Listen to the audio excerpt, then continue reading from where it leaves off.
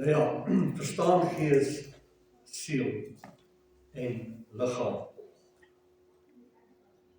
Die groot behoefte wat hierdie les aanspreek, is die mens wat nie weet wie hy is. Dink jy weet ons nie regtig wie ons is nie. En as ons nie weet wie ons is nie, dan maak ons marakas. En ek het daai Griekse woord van opkyk, beteken jy maak molly. Jy maak droog. Hierdie vername man kom by die liggaam aan en hy is bietjie geïrriteerd want dinge gaan te stadig vir hom en hy staan daar by die toonbank en hy speel so met sy vingers so by die toonbank, jy weet, so ongeduldig. En hy sê, dames en mense, asseblief help nou, ek wil nou gehelp. Dames en meneer, verskoon net 'n bietjie, ons is besig. Dame, weet jy wie ek is? En sy kyk verskrik so vir hom vir 'n oomblik, en sy raak rustig, want sy is 'n kind van die Here. En sy vlug aan haar binnekant in, daai stille teenwoordigheid van die Hemelse Vader. En sy dink so 'n bietjie, sy raak kalm, want sy weet geduld moet sy beoefen. En sy trek die mikrofoon so nader, die afkondigingsmikrofoon. Nou die hele saal, oor ons almal wat in daai saal is, gaan dit nou hoor. Sy sê, aandag mense, hier is 'n meneer, hier by my toonbank, wat nie weet wie hy is nie. Kan iemand asseblief kom om hom te kom haal? Die man het bloedrooi geword en hy net daar omgedraai en weggegaan. Mense, dis nou 'n lekker grapie, maar baie keer het ons dieselfde probleem. Omdat ons nie weet wie ons is nie, is ons onvriendelik, is ons ongeduldig en hanteer ons nie die lewe lekker nie. Hierdie les is dan om jou te help, dat jy meer kan ontdek wie jy is. Adam het ook nie geweet wie Eva eintlik is nie. Hy het 'n probleem gehad, want hy was onder narkose toe God haar gemaak het. Die Bybel sê mos, en Adam God het hom in slaap gesit, en toe het hy vir Eva gemaak. En vandag nog sit die manne met dieselfde probleem. Hulle ken nie die vrou nie, en daarom tree hulle verkeerd op en maak hulle droog. Want Adam was vas aan die slaap toe Eva gemaak is. Wat dit sê is, jy beter jouself leer ken in die Here, en die Here se woord hoor vir jou, deur sy gees gelei, want dan sal jy jou vrou verstaan. Hallo manne? Dis reg. So verstaan, hoe is jy aan mekaar gesit? Ons is wie God sê ons is, ons kan doen wat God sê ons kan doen, en ons besit wat God sê ons besit.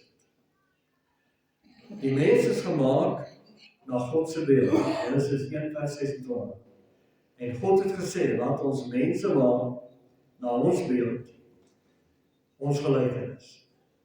Sy beeld verwys na sy natuur.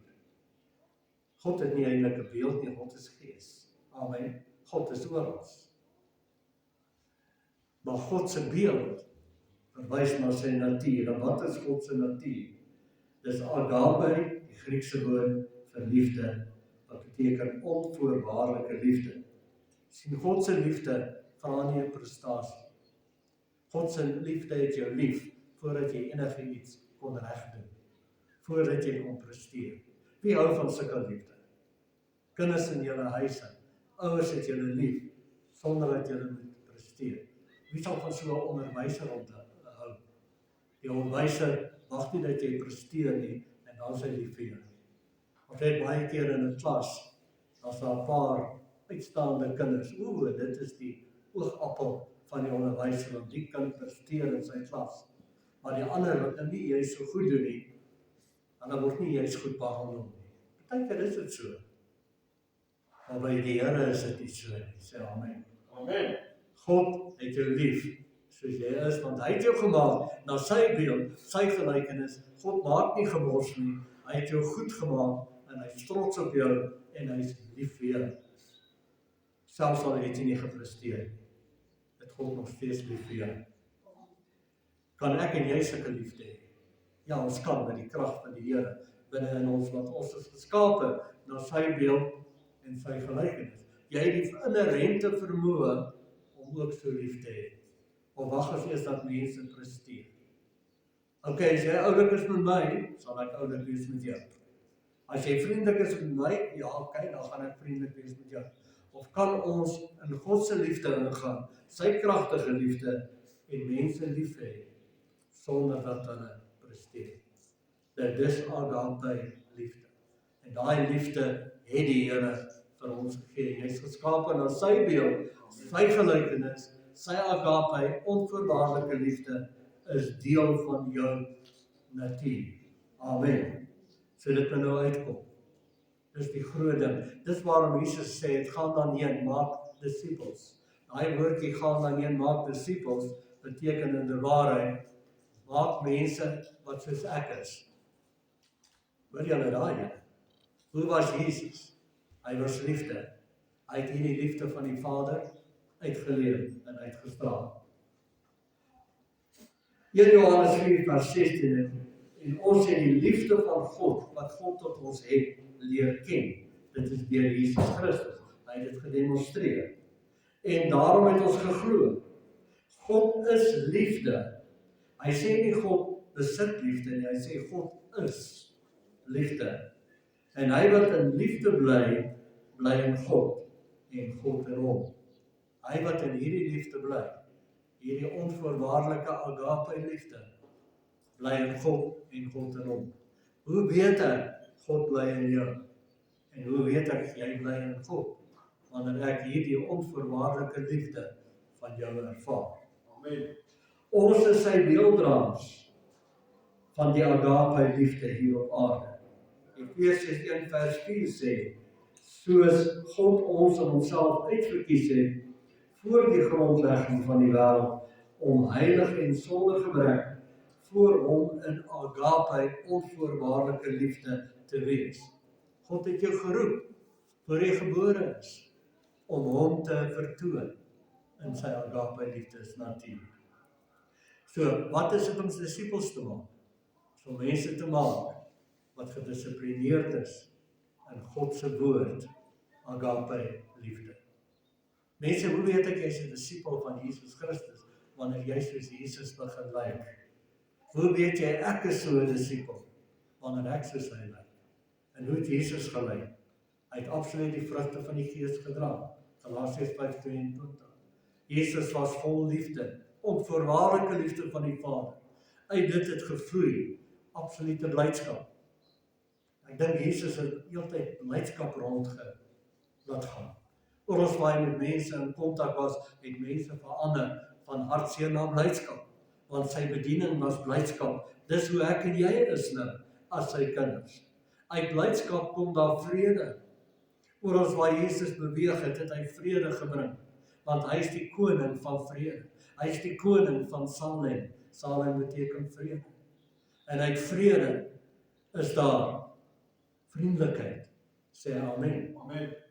En geduldigheid. Jesus was altyd geduldig. Ja, dit lyk of hy baie keer ongeduldig geraak het met die duiweverkopers en die wat offerdiere verkoop het in die tempel, toe hy aan tafels omgekeer het. Maar daai was 'n goddelike woede, omdat hulle die huis van die Here onteer het. Maar Jesus was liefde. Hy was onvoorwaardelike liefde. Daarom sê Johannes, die brief van Johannes, ons het die liefde van God tot ons het leer ken en geglo.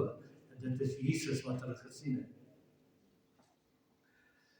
1 Johannes 4 vers 17, hier het ons die liefde van God, hierin het die liefde van God by ons volwassenheid bereik, volmaak geword, sodat ons vrymoedig kan hê in die dag van Christus.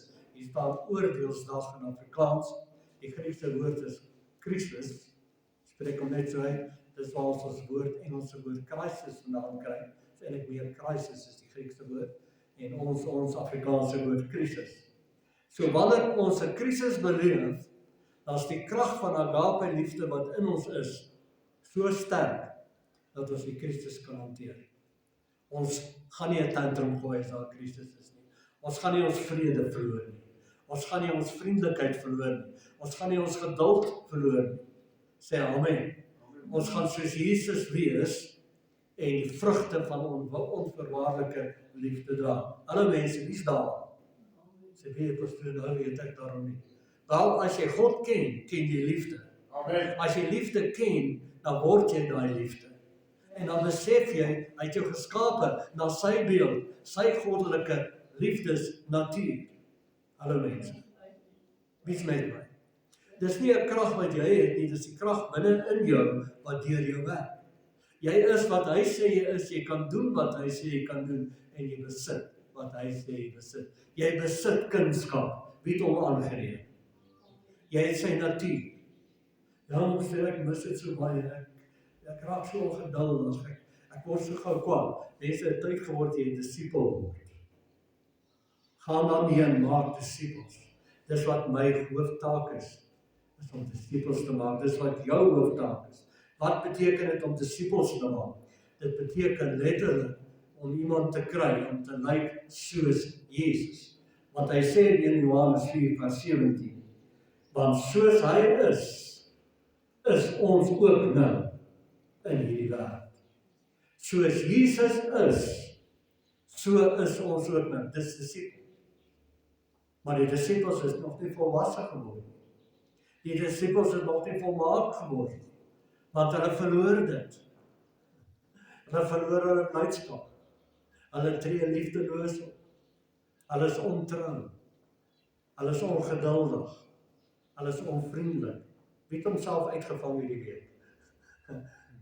So sê net ekskuus Here. Bely jou sonde in Johannes 1:9. En hy sal jou vrymaak van alle ongeregtigheid. Ongeregtigheid is die teenoorgestelde van die vrugte van die Gees. Dis ongeduld, onvriendelik, geen blydskap, geen vrede. Ja. Dis ongeregtigheid. Maar wanneer ons dit bely, dis hoekom jy dit moet bely. Want jy moet die hele tyd bewus wees, jy is sy disipel. Jy's gedissiplineer. Dissiplineer jouself. Voed jouself met woorde van geloof. Word sterk tussen jou ore. Wie weet wat's tussen die ore? Dis jou denkproses. Kry die woord in. Hoor die woord. Die woord sê vir jou wie jy is, wat jy kan doen en wat jy besit. Wie's met my? So as jy jou geduld verloor, het jy nie genoeg woord ingekry. As jy onvriendelik raak, het jy nie genoeg woord ingekry.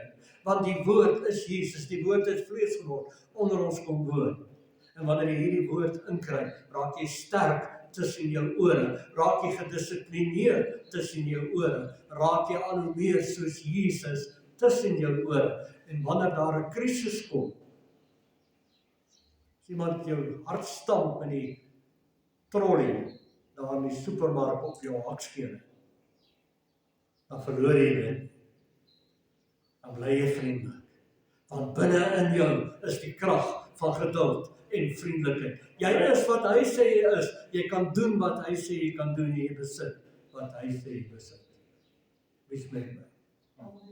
Hoe gaan ek dit regkry? Raak groot, raak volwasse, word 'n disipel.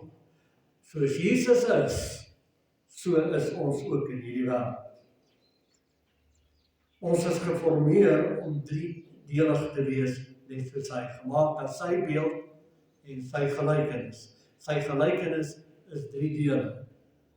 Ons sien in Genesis 1:26, en God het gesê, laat ons, sê almal ons, daar is God al klaar, meervoud. Laat ons mense maak. Die ons is God die Vader, God die Seun, God die Heilige Gees. God se gelykenis samestelling is dus hoeveel? 3. As jy geskape is na sy beeld, sy goddelike liefdesnatuur, sy gelykenis, hoe is jou samestelling? 3. Jy is 1 en 3. Hallo, wat sê jy nou? Ek moet vertel vir jou wie jy is. Sodat jy nie daar by die liggaam gaan staan en sê, weet julle wie ek is? Dis gewoonlik iemand hulle geduld verloor. Nee, jy weet wie jy is. Jy is sy liefdesnatuur. Jy is 3 dele. Verstaan hierdie 3 dele. Verstaan gees, siel en liggaam. Jy is gees, jy is 'n siel en jy woon in 'n liggaam. Die 3 is so baie close, naby mekaar, dat jy die skerpte van die woord nodig om te onderskei, veral tussen gees en siel. So Genesis 2:7, en die Here God het die mens geformeer uit die stof van die aarde. Sê almal stof van die aarde. Daar is die liggaam. Kan julle die liggaam sien daar? Ons praat van gees, siel en liggaam. So in die Ou Testament, hier is die stof van die aarde liggaam. En in sy neus, die asem van die lewe, dis gees, sê almal gees. Sy asem, die woordjie asem, beteken gees. Ingeblaas. So het die mens dan 'n lewende siel geword. Hier is die woord siel. Gees en siel is nie dieselfde nie, ons gaan dit nou al meer sien. Wat is die siel? Kom ons sê dit al. Siel is jou denke, jou wil, jou emosies. Veral jou denkproses. Hoe dink jy? Wat gaan aan tussen jou ore? Wat se gedagtes gaan daar?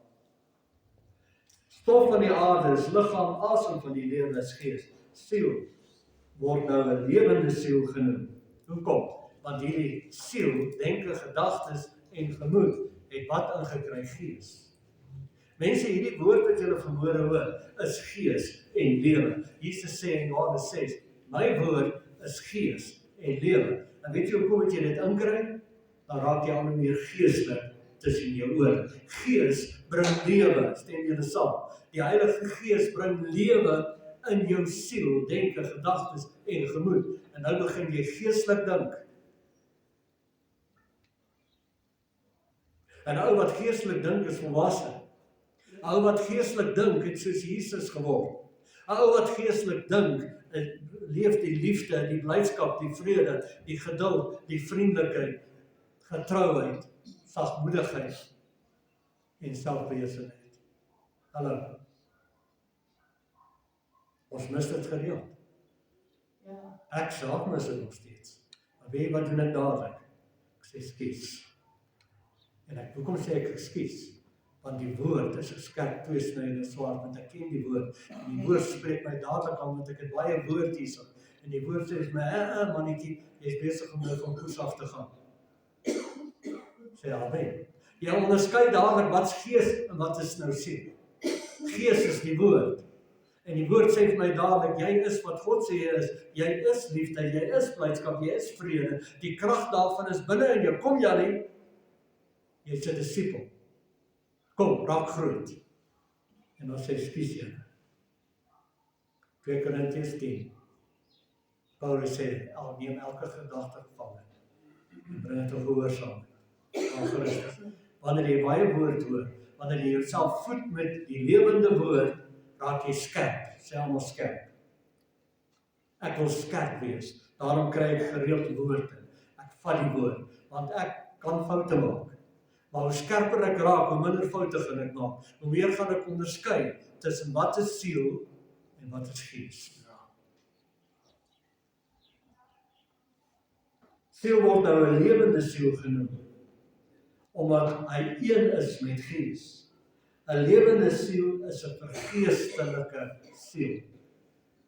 Almal wat siele het, baie van my, wat is jou siel? Dis jou denke, jou gedagtes, jou gemoed, toestand. Sê amen. So wat moet met daai siel gebeur? Hy moet lewendig word. Hoe word hy lewendig? Hy moet geestelike voedsel kry. Wat is geestelike voedsel? Die woord. Hierdie woord wat jy vanmôre hoor, is geestelike voedsel. En hoe meer jy daarvan inkry, hoe meer verstaan jy wie jy is en wat jy kan doen en wat jy besit deur Christus Jesus. En dan begin jy sterk raak tussen jou ore. Want tussen die ore raak dit nou geestelik. Geestelikheid is volwassenheid. 'n Volwasse mens verloor nie sy humeur nie. 'n Volwasse mens is geduldig. 'n Volwasse mens is vriendelik. Sê amen. Amen. 'n Volwasse mens sê nie, weet julle wie ek is nie. 'n Volwasse mens weet wie hy is. Hy is in Christus. Hy is soos Christus, want soos Christus is, so is hy ook in hierdie wêreld. Kom nou, wie kry iets gehoor? Toe Adam sterf in die tuin van die Eden, wat het gebeur? Hy het verwyderd geraak van die Here. Wat het gebeur? Sy siel het geskei van sy gees. Sy siel het 'n ander rigting begin inslaan. Sy denkswyse was nie meer God nie, was nie meer die liefde van God nie. Dit was iets anders gewees. Toe kom daar 'n skeiding. Geestelike dood is skeiding. Vang julle dit. Vandag nog steeds dieselfde. Geestelike dood is wanneer jou siel doodgaan.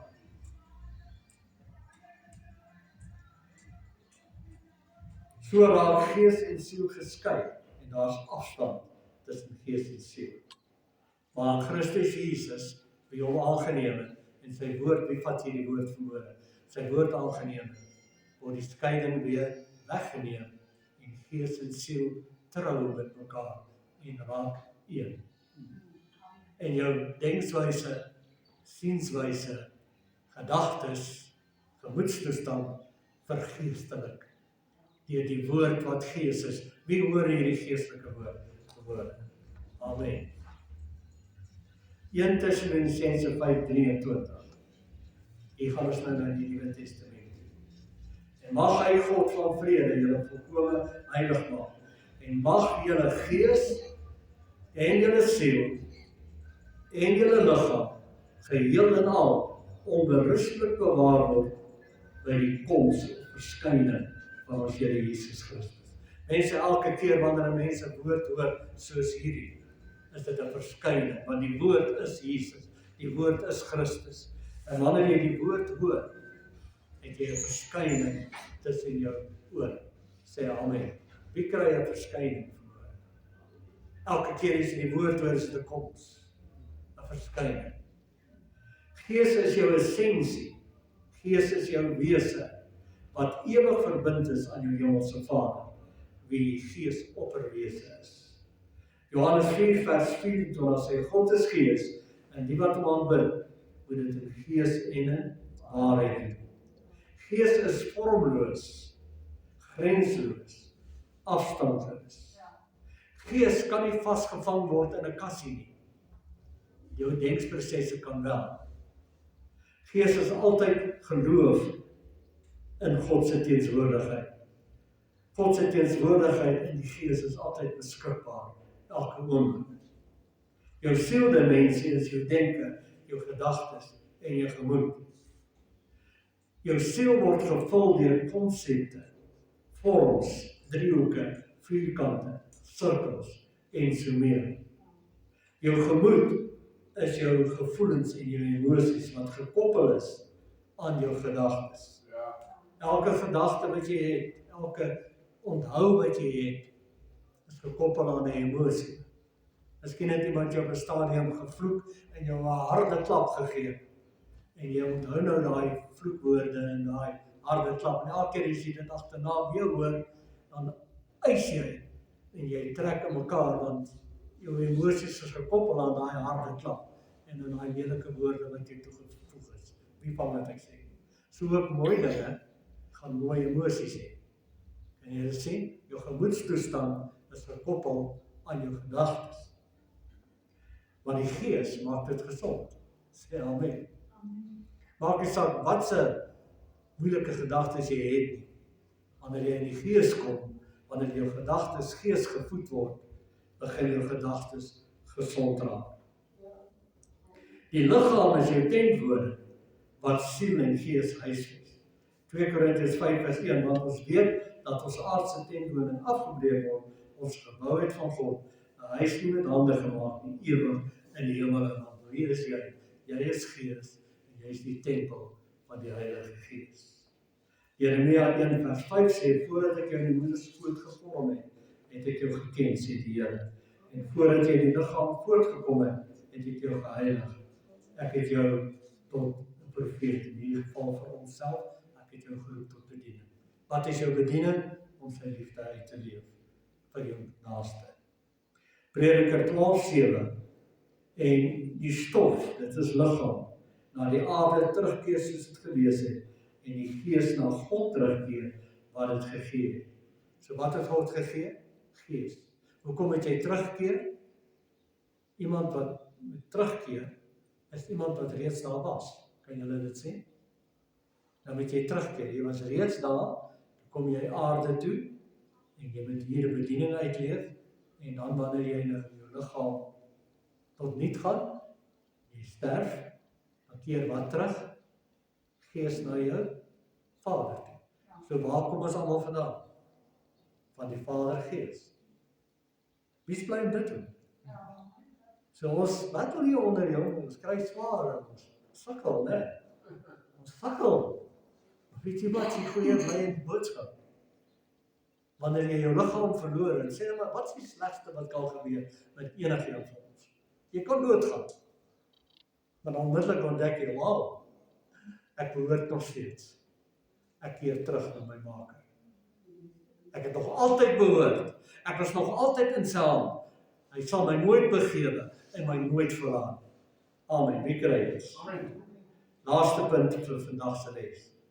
Hierdie is die eerste deel van hierdie les. Tweede deel sal ek 'n paar geleenthede bring.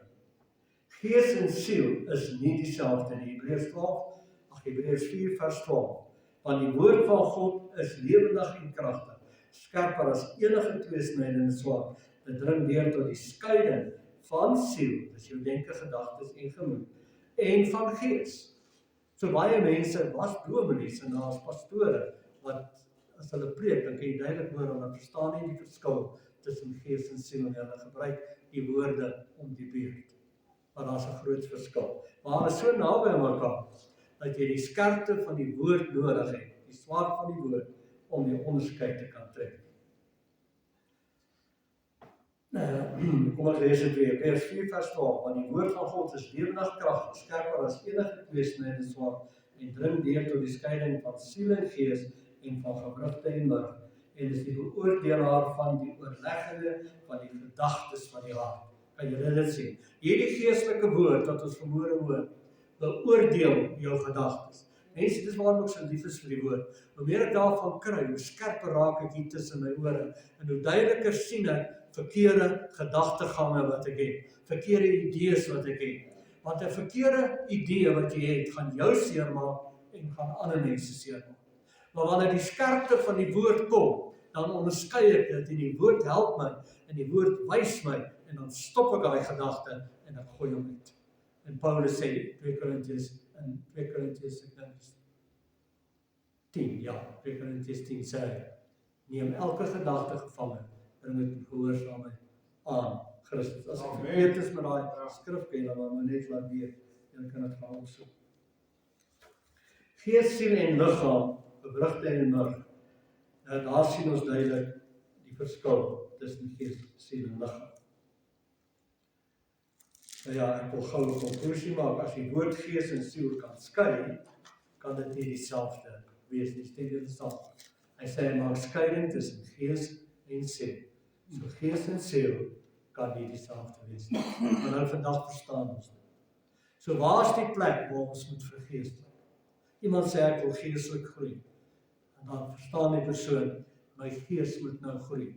Mense, jou gees is reeds volgroei. Gees het nie nodig om te groei. Gees is reeds volwasse.